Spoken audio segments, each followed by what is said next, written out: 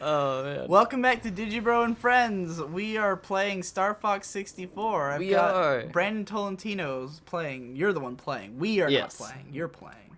You're watching me You know play. what to do. Alright, so you know what you're doing. I Kick would- off every zig. I would meet Bill in this next level, but I'm gonna take a swig. It's you.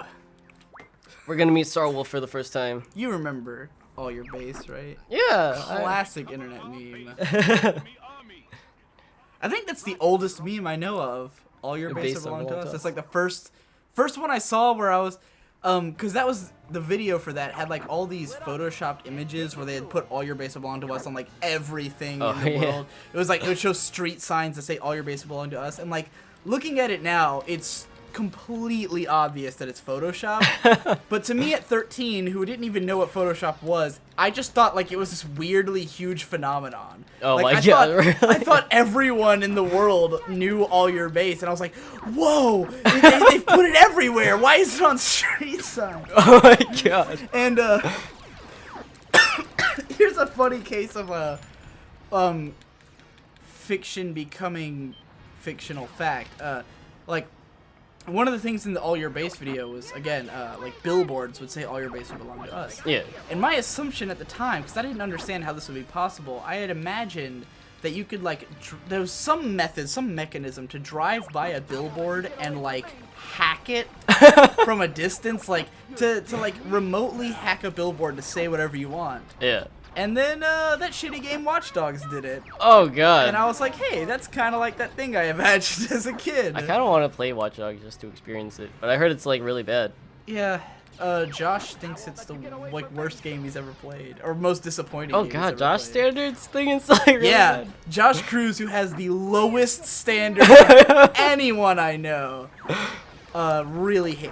Well, he mostly hated it because he was so hyped for it, and then it just was not a good game. Yeah, that's like worse. it's worse than even because it's a Ubisoft game, and they made it look. I mean, you saw the first trailers for Watch Dogs, right? Yeah. It looked amazing for those or it looked different from how it is. It looked like it was not like any game I'd seen before, where like it was gonna Yeah, be... it looked like new, like really, really brand new, cutting edge. It did, because like the main character would just like be walking around and like affecting things in his environment, and it didn't look like an open world game. Like it did, but it looked like the kind of open world game where you were really in the character's shoes. You know? Yeah. And then you play the game, and it controls And it's like, just, like, Assassin's Creed or garbage. Grand Theft Auto, like that third, like because when they showed the preview, the camera was like over shoulder, like Resident Evil 4 style. You know? Like, and that's way more immersive and like, wow, this game looks incredible, and you're gonna be like in this world. And then it comes out and it's like, it's just a third person run around, Oh, that's climb like up the worst. walls game, you know, like.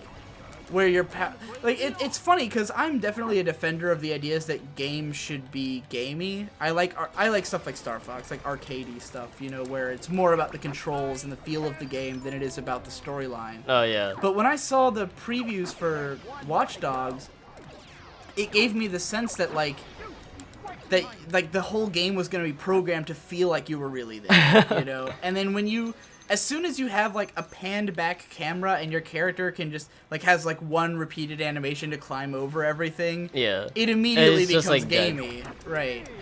I think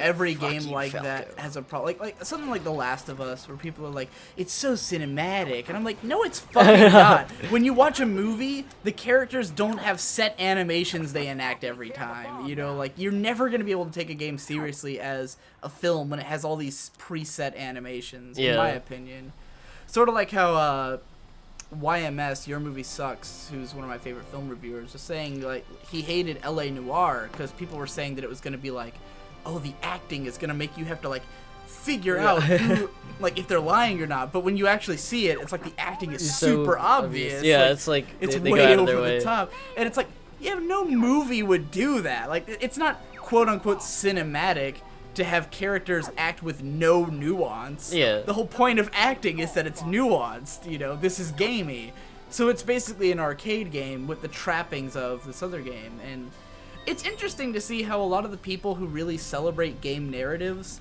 can suspend their disbelief for that. Like the people like Campster, who's like really into Aaron Signal, the YouTube reviewer. Like he's really into game narratives, and it's like I can't understand being into game narratives when they're so they have to make you suspend your disbelief so far. You know, it's like I really have to want it. I really have to want it to believe that this is a fucking immersive experience. When my fucking every time I jump, my character does like the you know, like the 1 foot up, then the other foot up. Yeah, it's just like what type of jump is that, man? Those crack me up. I think Watch Dogs has one of those. People don't jump with 1 foot at a time. I gotta start doing that. Normally. I'm gonna start. Jumping with 1 foot. No one ever has been running along and then like hit the A button and jumped with 1 foot at a time and landed with 1 foot at a time. No one's done that in history. Unless they were parodying a video game. I'm disappointed in history now. I don't think that jump was invented until video games were invented. I want to see like the motion capture where a guy was like, yes, that's so right, that jump. I really feel that jump. And it's funny because in video games, if you do a two-legged jump, because remember Hybrid Heaven? Yes. Like when you jump, you're like, you stand with your feet going like up. right together and like jump straight up. It's like, yeah, might be a little bit more realistic of a way for people to jump, but it looks fucking stupid in a video game, and it doesn't feel good to do. So yeah, I think the problem with games, the whole games as art thing, is that games can't imitate life. They can do other things that can like the idea of games being quote unquote cinematic is dumb.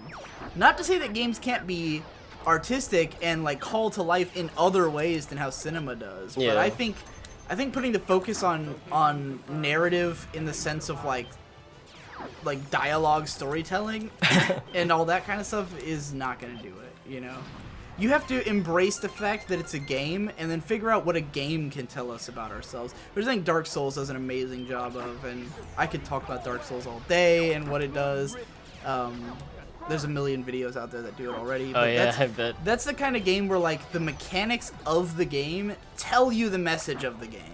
You know, like the way that you play, the way that you move, everything makes sense with the core theme. And so, like, that's to me, like, art in game form. Trying to have a game that feels like a movie, even though your character is fucking obviously a video game character, creates a dissonance to me that I can't get over. A ludonarrative dissonance! Oh, God. To use a phrase that is only made fun of now. But, I feel it. I think it's funny. All those... I think there's a tendency among gamers who hold the narrative higher than the gameplay, have a tendency to think that like they're the ones who are progressive. Like, oh, for video games to progress, they need to have stronger narratives. I'm like, God. you people are wrong. Yeah. Video games aren't going to progress this way because every year those games feel completely dated. You go back and play a narrative-driven game, or not narrative-driven, because a game like Mass Effect has aged okay. The animation aged awfully. Yeah. The animation in Mass Effect looks like fucking garbage. But like the story itself and the way the game plays has aged okay. But like Oh God, am I a gonna game die? like I don't got know, this. any of those like super narrative driven ones, like God of War, like it aged so badly. Yeah, immediately. God of War is just, it's not holding up. I don't every think time. anyone wants to go back and play God of War 1. When it came out, people were like, this game is the best game ever, and now no one gives a fuck about God of War 1, you know? People will go back and play fucking Chrono Trigger till their fucking heart stops, but no one wants to play God of War 1, you know? And Chrono Trigger was a narrative-driven game, but it also incorporated its mechanics. Oh into my narrative God, I in can't some believe I ways. died. I need a drink. Volcane. That never happens to me. I never die on this. Do you think Also, it's 'cause Falco's you're- gonna Do you die. think it's because of the controller or because you're drunk? Oh God, Falco's dead. I'm gonna retry. Alright. I don't know. I need to like get everyone alive through this entire game. Okay. I don't think it's gonna happen though, because we're on Solar. Everyone gets progressively Is this more and more hurt. Is this a boss you fight normally? Because I don't remember this boss. Yeah, you fight this if you're going down. This is the medium path that I'm going down. Okay. Yeah. So. I think I've usually seen the upper path. Yeah, you start off on the blue path, and that's the easy path. Then yellow is medium, and red is hard. So you're on the medium. Yeah, I'm on And the you medium. consider that the most canon path? Yeah, well, the thing is that you start off like going normal, going easy, and then you go more and more difficult as you go on. Because you meet Starwolf, and then later in the game. So they deliberately made it so like it's really difficulty levels depending on if you've played it. Like you would understand that. Yeah, I think so.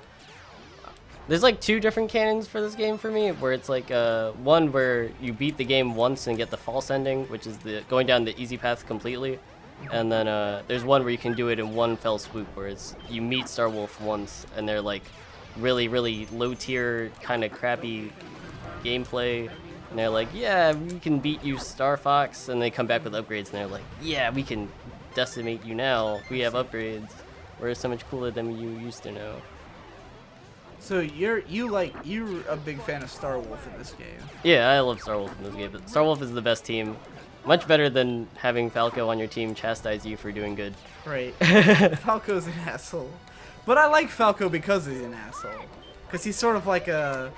I love everyone on this he's team. He's like a Vegeta, everyone, like yeah. an asshole rival character. There's like one myth that everyone like carries on from their youth, isn't they're like, oh god, everyone's so bad because they get like chased after. But they, if you're trying to go for the medals on everything, they steal so many of your kills, and you don't get points for any of their kills. I see. And so you feel like shit when they're doing good, and you're so like... they're actually really good. Yeah, the AI is like, sometimes it's like really on point, and you're like, god, you guys need to like tone it down a notch. Oh, that was a good healer that you got there. Yeah.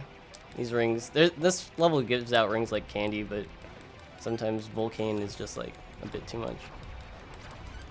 My favorite thing about this level is that they don't name any of the bad guys. And you have to like research a bit further to like... As in like the little fire pterodactyl things? Oh no, the main boss of this game. I don't know any of the individual names for bad guys. God, I got all the As in for the whole game or just this level?